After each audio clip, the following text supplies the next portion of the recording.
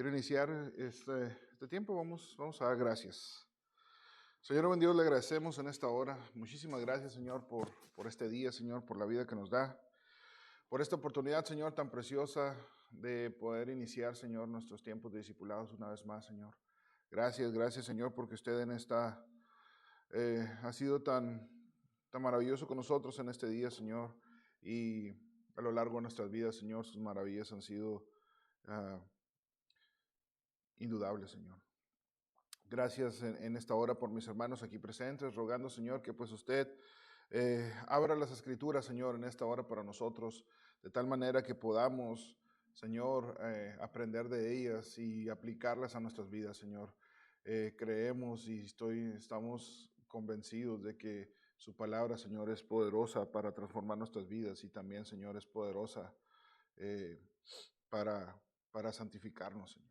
Ayúdenos pues en este tiempo, bendiga a mis hermanos, bendiga su dedicación, Señor, y oramos por los que quedan en casa y por los que están por llegar, que les traiga con bien, Señor, y que pues esta actitud, Señor, la podamos mantener a lo largo de todo el año. Ayúdenos pues, Señor, y gracias, Señor, por ser nuestro Dios, bendiga este tiempo una vez más.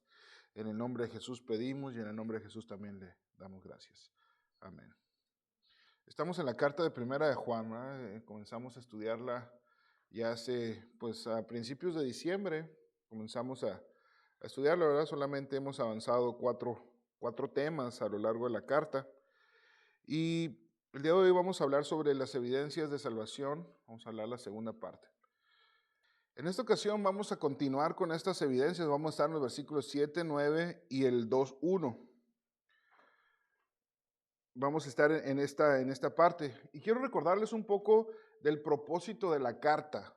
Recuerden ustedes que esta carta fue escrita principalmente para ofrecer seguridad a los creyentes de la salvación. Ofrecer seguridad y también para definir las características de un verdadero creyente. Es decir, ¿quién es un cristiano? Recuerden ustedes que no todo el que se identifica como cristiano es cristiano, ¿verdad? Porque una cosa es decir, yo soy, y otra cosa es ser realmente, ¿no? Es como yo les comentaba en la primera clase, ¿verdad? Si yo me pongo una camiseta de un equipo de fútbol, no necesariamente quiere decir que le voy a ese equipo, ¿no? A lo mejor ese día no había camisetas limpias en mi casa y de las que regularmente uso y pues me tuve que poner esa, ¿no? O algo así. Entonces, identificarte con un grupo no quiere decir que eres parte de ese grupo, ¿sí? Entonces, para nosotros poder darnos cuenta nosotros mismos o poder observar la evidencia de otros cristianos, el Espíritu Santo, ¿verdad? Por medio de Juan nos dejó la carta primera de Juan, en la cual nosotros vamos a aprender cuáles son las características del verdadero creyente. Por ahí en el capítulo 3, ¿verdad? Dice que estas cosas fueron escritas para que sepamos que tenemos vida. ¿Sí? Entonces, ese es el objetivo de la carta. Aparte también de combatir ciertos errores que existían en la iglesia primitiva, que hoy vamos a hablar también un poquito de esos errores. Uno de esos errores, suena un poco raro en español, ¿no? Le llaman antinomía, o sería lo mismo que inicuo. ¿Qué es un antinomio o un inicuo? A lo mejor la palabra inicuo lo hemos escuchado más en la Escritura, porque aparece mucho en la carta a los Romanos. Pero el antinomiano o el inicuo es aquel que no tiene nada de deseo, nada de respeto por la palabra y por obedecer la ley de Dios. Ese es el antinomiano o el inicuo, ¿no? Y esta carta está escrita para combatir esas ideas. ¿Cuál es esa idea, hermanos? ¿Cuál es la idea del antinomiano? El antinomiano dice, el Señor ya te salvó, puedes vivir como hijo del diablo, pero ya eres hijo de Dios. ¿Sí? Eso es lo que dice el antinomiano. El que está en contra de la ley de Dios, en contra de la palabra de Dios. El que no tiene ningún respeto ni nada por ella. Entonces dicen eso. Tú puedes vivir como hijo del diablo, al cabo que creíste en Jesús, ya eres hijo de Dios. Pero vamos a ver en la Escritura que esto no es real. En la Escritura, el que es hijo de Dios debe caminar en luz, lo vamos a ver hoy. ¿Sí? Entonces, también para eso se escribió esta carta, para para hablar de esta, en contra de estos enseñanzas. Así que vamos a ver hoy 3 características o 3 evidencias de la salvación de una persona. Estas son limpieza, confesión y victoria sobre el pecado. Estos conceptos, hermanos, limpieza, victoria y confesión, son muy prácticos. Esto no es para nada teórico, nos vamos a dar cuenta que son asuntos muy prácticos de la Escritura. Dice el versículo 7, dice, pero si andamos en luz, como Él está en luz, tenemos comunión los unos con los otros, y la sangre de su Hijo nos limpia de todo pecado. Aquí está la primera evidencia de un creyente verdadero, de una persona que ha creído verdaderamente. La evidencia es una limpieza en su vida. Dice, la sangre de su Hijo Jesucristo nos limpia de todo pecado. Esa es la evidencia. Esto no es opcional para un creyente. El que ha creído en Cristo ha sido limpiado del pecado.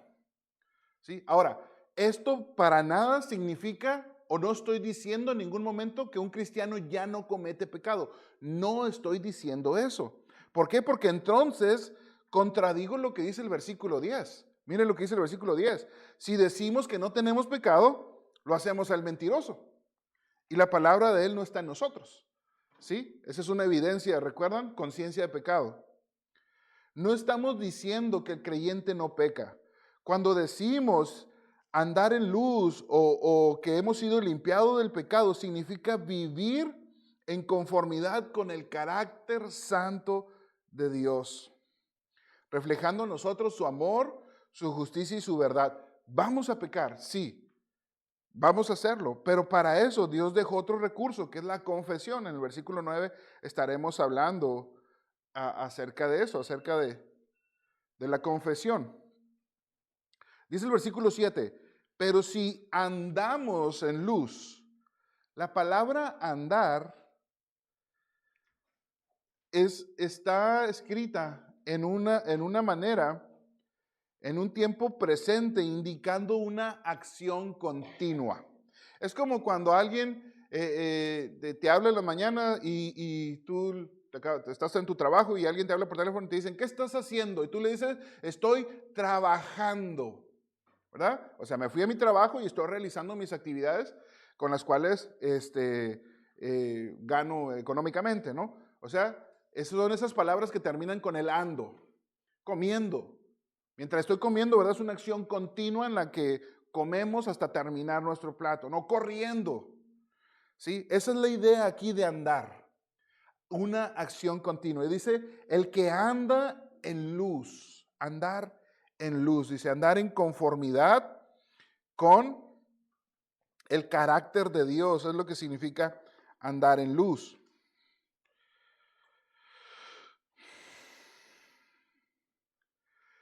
Esta palabra andar se utiliza muy especialmente en las cartas de Pablo para definir el efecto de la salvación. ¿Sí? No está hablando exactamente de la salvación en sí misma, sino está hablando de la santificación. Cuando habla de andar en la luz, está hablando de caminar en santidad, hermanos. Fíjense, la salvación en Cristo no solamente es un cambio legal de una persona condenada a hijo de Dios, no solamente es un cambio de ese tipo, sino que es un cambio también de comportamiento. Cuando la verdadera justicia le da a los creyentes, ¿verdad? Los salva, el Espíritu Santo viene a vivir, de esto hablamos el domingo, ¿verdad? Viene a morar en el creyente y ahora lo está santificando. Es decir, no que le haya quitado todo el pecado, sino que lo está constantemente purificando. Los que andamos en luz, lo hacemos porque Dios nos ha salvado. Esto no es opcional para un creyente. El creyente debe caminar en luz, debe andar en luz. ¿Por qué? Porque esto es lo que ha pasado. Ahora, observen cómo el versículo continúa diciendo, como Dios está en luz. Si nosotros andamos en Dios, como Dios está en luz. Fíjense, En los versículos anteriores, por ahí en el versículo 5, ya vimos que dice, versículo 6, no es cierto, sí, 5. Dios es luz y en él no hay ninguna tiniebla, ¿se dan cuenta? Esta es la característica de Dios, ¿verdad? Dios es luz, ¿verdad? Y decíamos en esa ocasión cuando expusimos, perdón, el versículo 5, decíamos que hablar de que Dios es luz es hablar de esa cualidad de Él, de exaltación, de pureza, de que no hay pecado en Él. Ahora, si nos brincamos al versículo 7, ahora vemos nosotros que también el creyente puede andar en luz. Dice, si andamos en luz, como Dios, como Él está en luz. Ahora, ¿cuál es la consecuencia de esto? Dice, tenemos comunión los unos con los otros.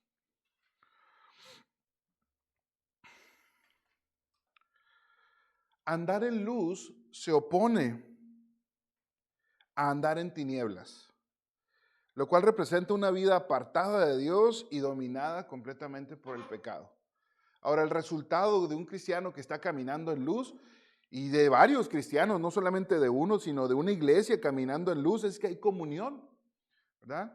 Que tenemos cosas en común, que estamos unidos, ¿sí? No divididos y peleados y todos unos contra otros o con favoritismo, ¿verdad? No, nada de eso, ¿no? Dice, tenemos comunión los unos con los otros.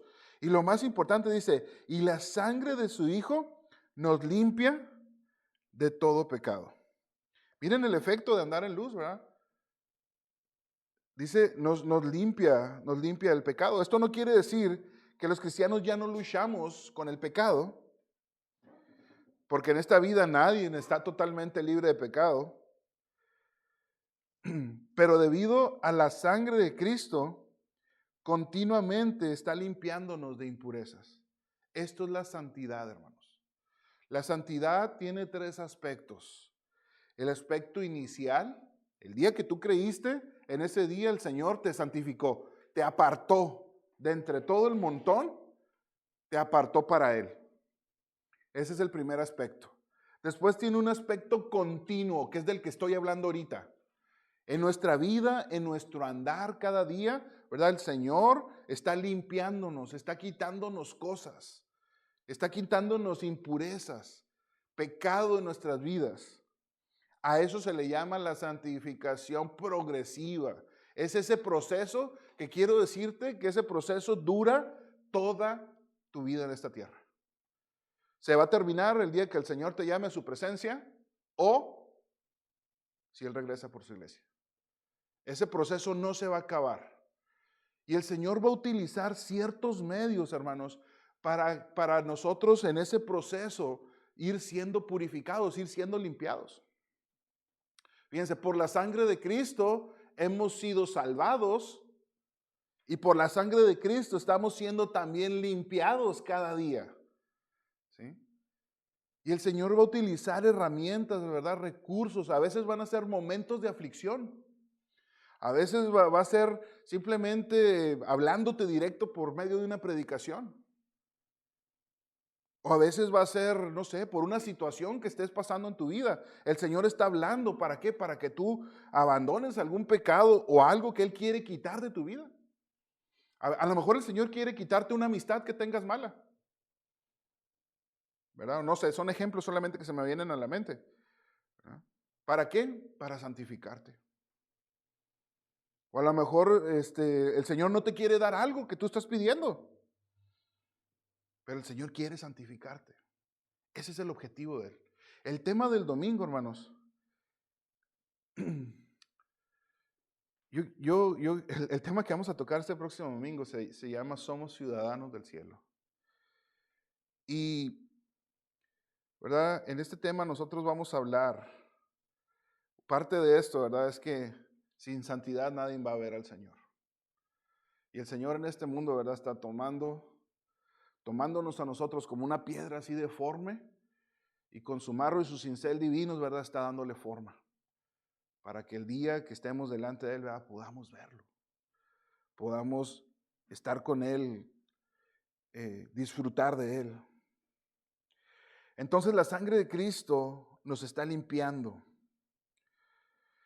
Fíjense, el término sangre se usa en el Nuevo Testamento como una manera dramática y gráfica de representar la muerte de Cristo, ¿verdad? Por eso hay pasajes en los cuales se habla que, como en Primera de Pedro, ¿verdad? Hay capítulo 1, donde dice que hemos sido comprados con la sangre de Cristo, ¿no? Implica su muerte. La limpieza de la salvación que Juan está describiéndonos aquí abarca todas las transgresiones, todos los pecados. Fíjense, no hay pecado, hermano, que un creyente pueda cometer que no le sea perdonado. Ahora, fíjense bien, esto es bien importante que lo entendamos, porque aquí podemos nosotros extraviarnos, o el diablo puede confundirnos, porque lo que yo les acabo de decir es un arma de dos filos. No hay pecado que el Señor no nos perdone. ¿Sí? Pero esto no es una justificación para yo dedicarme al pecado. Al contrario, como Él me ha salvado, yo tengo que dedicarme a la santidad.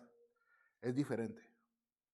Muchos cristianos están en esa idea. No, tú puedes tomar, tú emborráchate, haz lo que tú quieras. Al cabo que el Señor ya te perdonó. Hay gente que piensa así. Pero vamos a ver que el creyente, que el Hijo de Dios, ¿verdad?, vive en santidad, camina en luz, es lo que está diciendo aquí. Pero si andamos en luz, ¿sí?, hay otro principio, ¿verdad?, que se transgrede cuando nosotros no caminamos en luz. Es el principio de todo me es lícito, pero no todo me conviene. La Escritura dice esta verdad. Ahora, hay cosas que culturalmente no están mal, pero nosotros decidimos apartarnos de ellas. ¿Por qué? Porque no nos convienen. Un ejemplo de esto, ¿verdad?, es el consumo de alcohol. ¿Por qué los cristianos no toman? Porque son bien persinados y se creen muy santurrones. No tomamos. ¿Por qué? Porque esto es causa de escándalo para la gente fuera de la iglesia. ¿Sí? Entonces, esto es un principio de todo me es lícito, pero no todo me conviene. ¿Sí?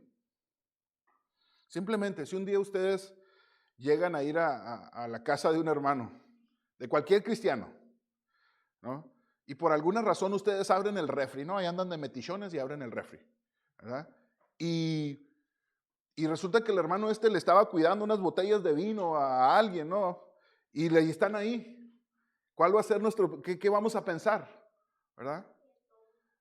Probablemente que él toma, ¿no? Y vamos a hacer un juicio de valor sin saber siquiera el contexto en general, ¿verdad? Entonces, todo me es lícito, pero no todo me conviene. ¿Sí? Ese es el principio. Ahora, dice, si nosotros andamos en luz, tenemos comunión los unos con los otros, y la sangre de su Hijo Jesús nos limpia de todo pecado. Esta es la primera evidencia que vamos a hablar, limpieza. El Señor nos ha limpiado. La sangre de Cristo nos está limpiando. Ahora, pero ¿y si pecamos?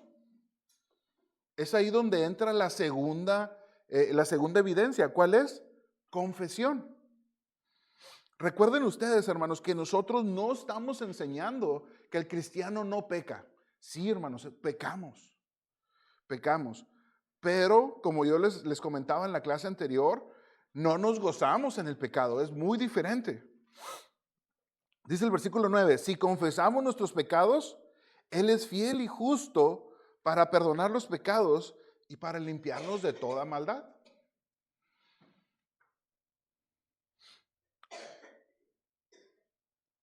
Nosotros hemos sido limpiados, pero el pecado, como lo aprendimos en la carta a los Efesios, todavía está presente en nosotros por causa de nuestro cuerpo. Este cuerpo que tenemos, este cuerpo físico, ¿verdad?, es el que está sujeto a pecado.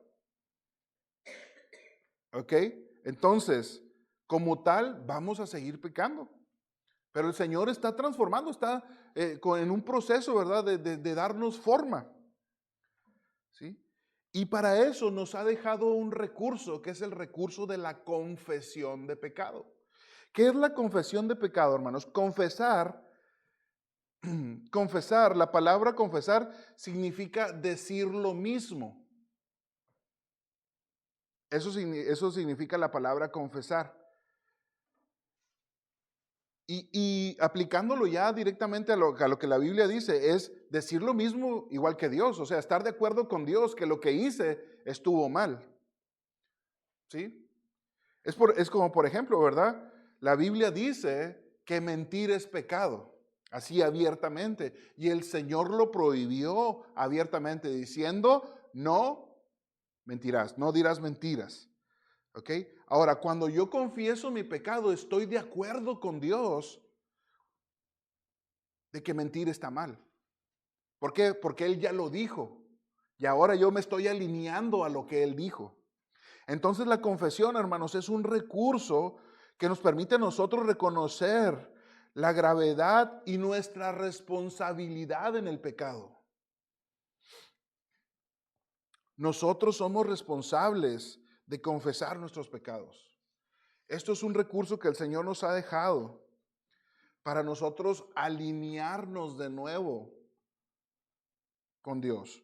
El pecado rompe nuestra comunión, no nuestra salvación, nuestra comunión con Dios. Pero la confesión, el arrepentimiento, restaura nuestra comunión con Dios.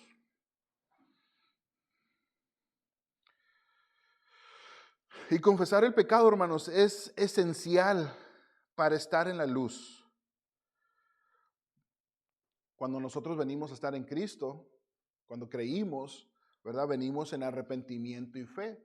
Es decir, reconociendo nuestro pecado y confiando en Cristo como el Salvador de nuestras vidas.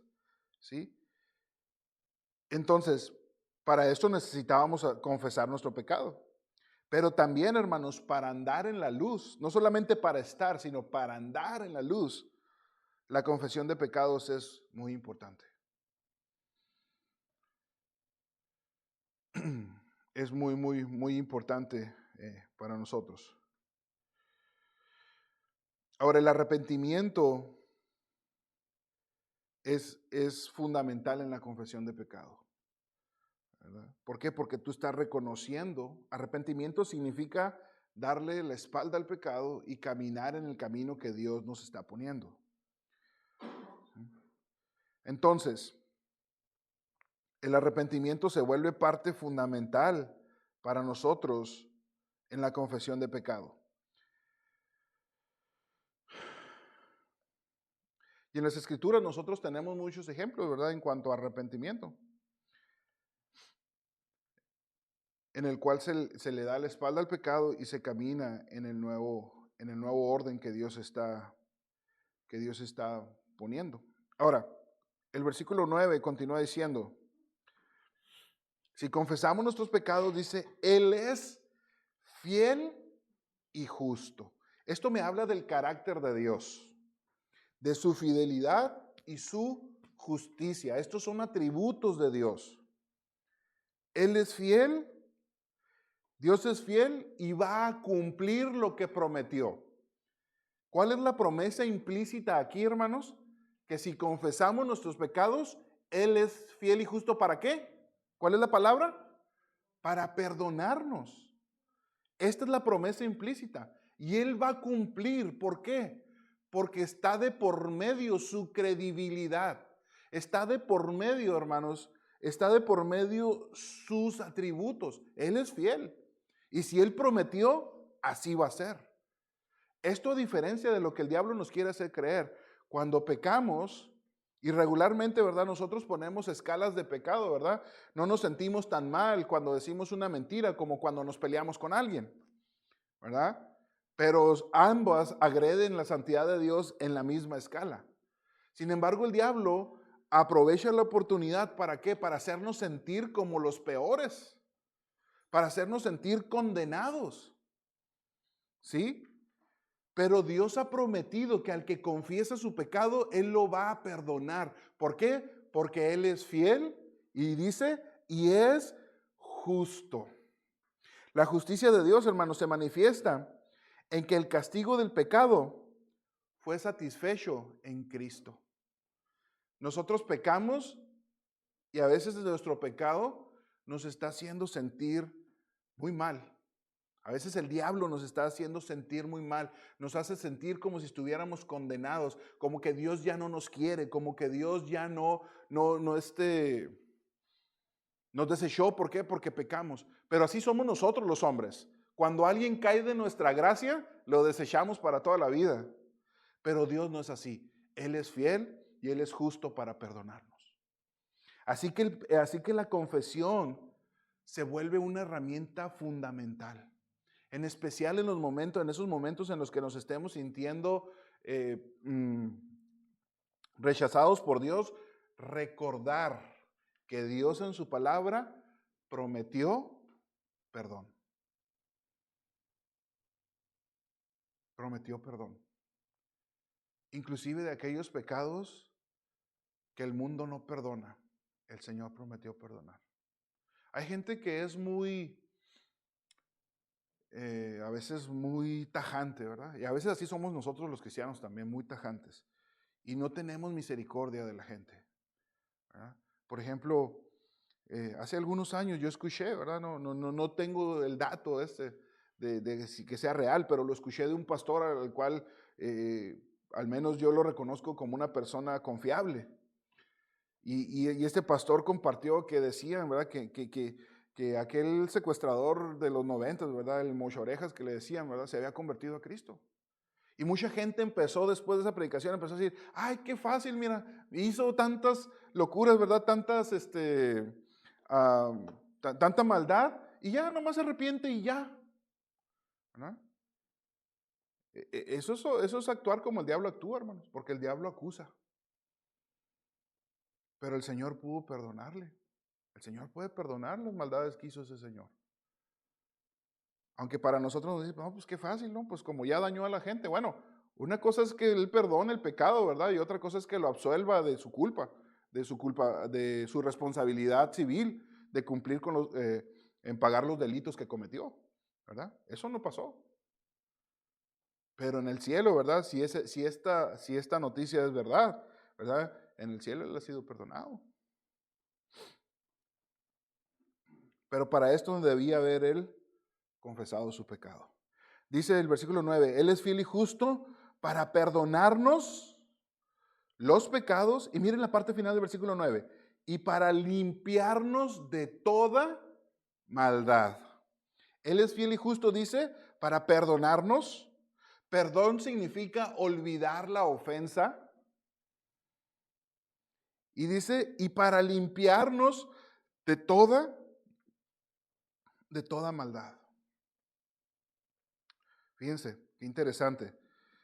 La confesión no solamente nos alinea en nuestra relación con Dios, sino que también nos limpia. Ya hablamos de la limpieza cuando hablamos de los que están en luz, ¿verdad? El Señor, ¿qué decía? La sangre de su Hijo nos limpia de todo pecado.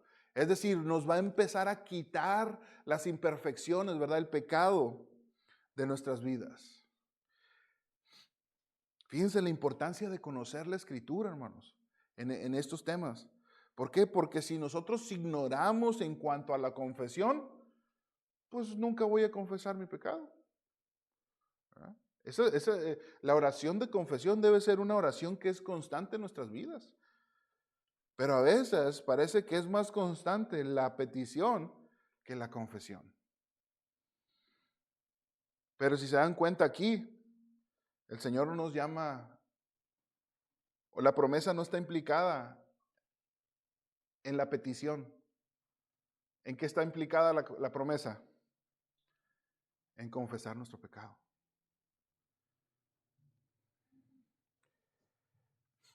Algunos errores doctrinales que había en la iglesia primitiva era el error ese que les digo del antinomianismo. Era era la falsa idea de que el creyente puede ignorar el pecado, puede vivir como hijo del diablo, pero es hijo de Dios porque creyó. Eso es una mentira diabólica. ¿No? Y hay gente que hoy día sí dice, no, pues date, que al cabo que el Señor ya pagó. Vive como tú quieras, ¿no? No, si nos damos cuenta, ¿verdad? el estilo de vida del creyente debe ser ¿de qué? De luz, no de tinieblas.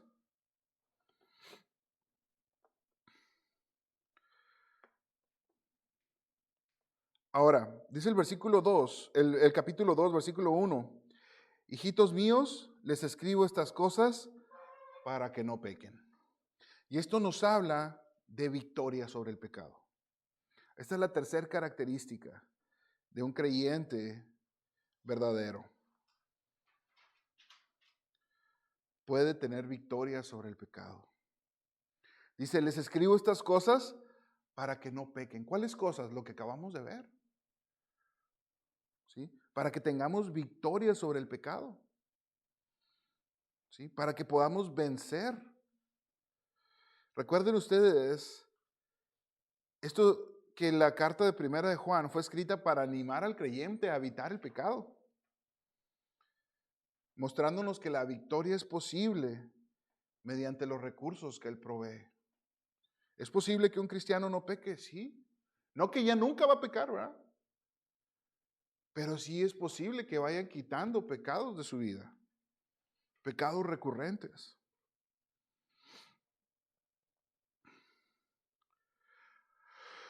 Aunque como creyentes no vivimos en un estado de perfección, el pecado no debe ser el patrón habitual de nuestra vida. ¿Sí? Debemos vencer. Pero para vencer necesitamos conocer la Escritura. Para nosotros poder, ¿verdad?, que esto sea real, necesitamos poder conocer la promesa de que hay perdón. Pero si nosotros estamos luchando, ¿verdad?, y a la primera de cambio nos equivocamos, ¿verdad?, pero no conocemos la promesa, ¿qué va a pasar? Va a venir el diablo y nosotros nos vamos a desanimar, nos vamos a ir otra vez. Y se convierte en un ciclo de pecado, arrepentimiento, intentar caminar en el Señor, vuelves a fallar y vuelves para abajo. Y otra vez empiezas a caminar, empiezas a subir, llega aquí y para abajo otra vez, ¿no? Y así a veces podemos vivir en esos ciclos interminables de pecado. ¿Ah? ¿Por qué? Por ignorar la promesa del Señor, por ignorar la palabra de Dios. Observen las palabras con las que comienza este versículo. Dice, hijitos míos. ¿Qué palabras, verdad? Estas palabras hablan del amor pastoral de Juan. Esta expresión, hijitos míos, revela el cuidado del apóstol por sus lectores. Fíjense la transformación tan radical que hubo en Juan. Si ustedes se van al Evangelio de Juan y a los evangelios en general, la conducta de Juan cuando recién conoció a Cristo era de mochar cabezas. Aunque fue Pedro el que cortó una oreja, Juan era mocha orejas también. Él era mochacabezas. Tanto así que les decían los hijos del trueno a él y a su hermano Jacobo. Los Juanerges les decían. ¿Por qué?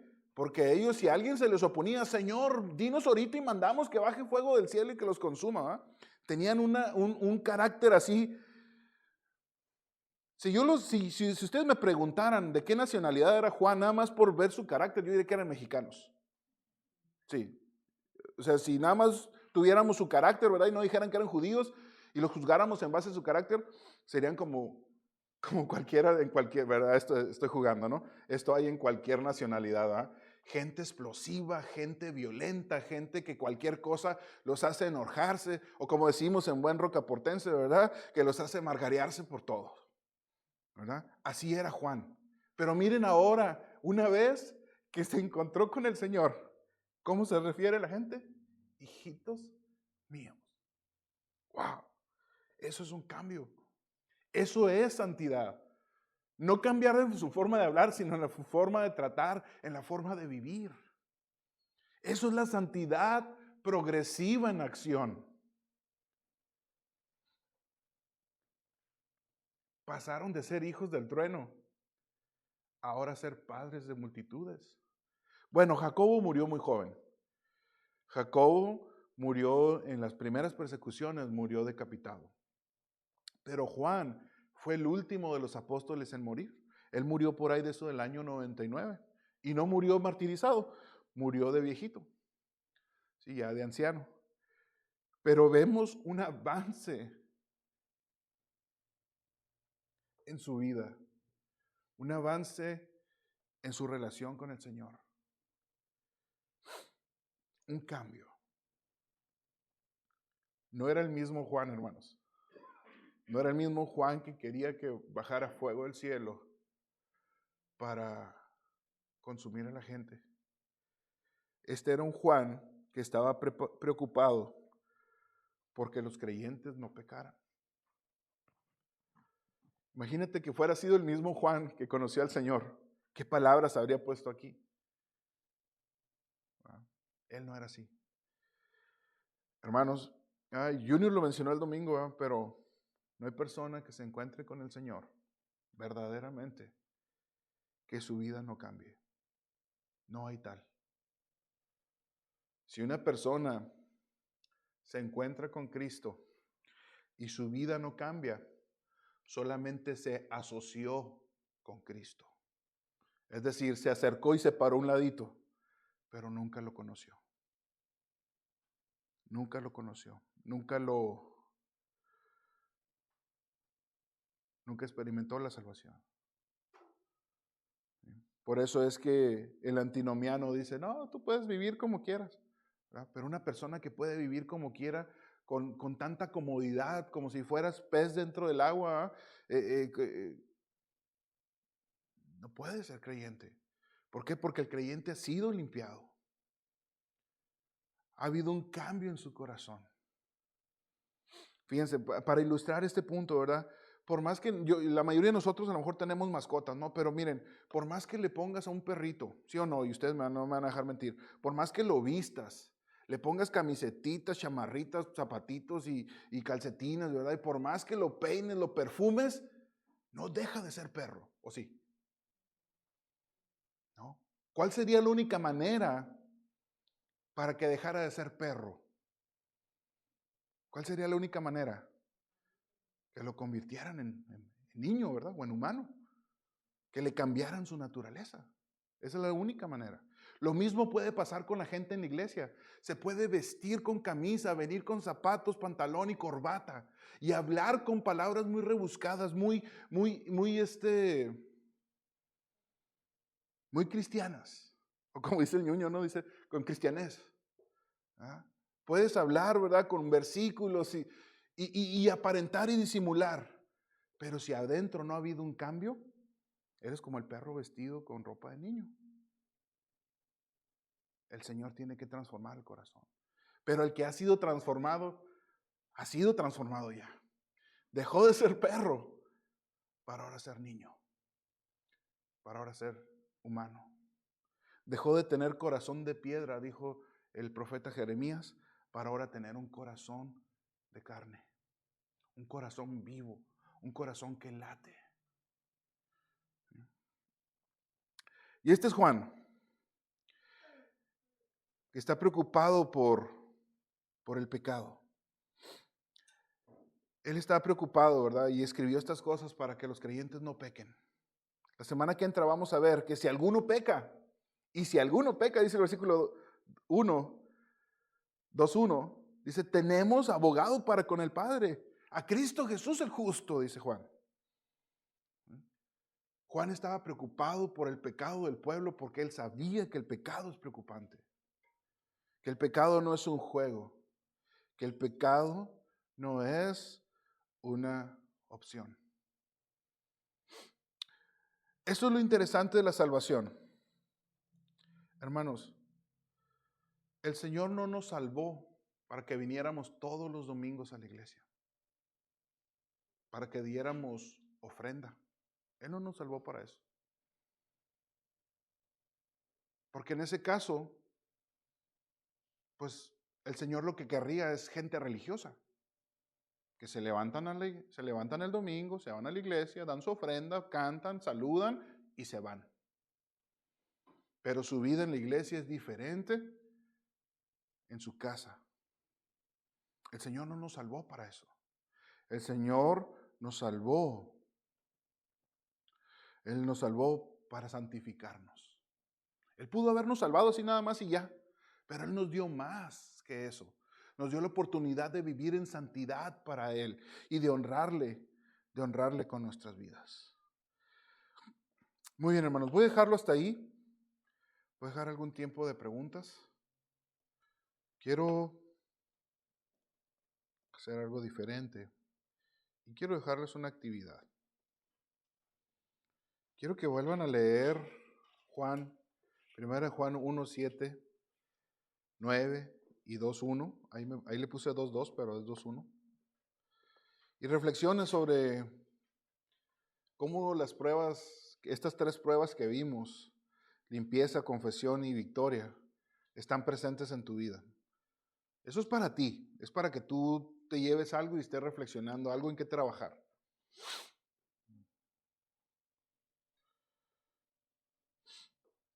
Y luego ahí mismo escribe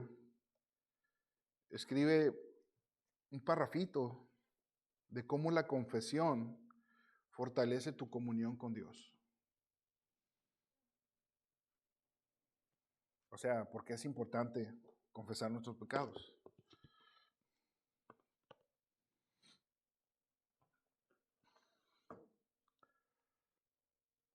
Eso es para ustedes, es para que reflexionen, ¿verdad? Y tengan algo en qué trabajar.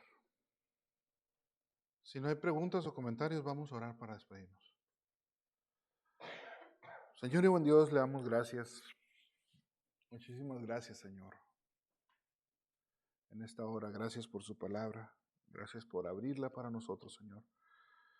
Rogando, Señor, que pues esta exposición no se quede solamente en eso, Señor, en una exposición, sino, Señor, que esta pueda producir en nuestras vidas limpieza, santidad.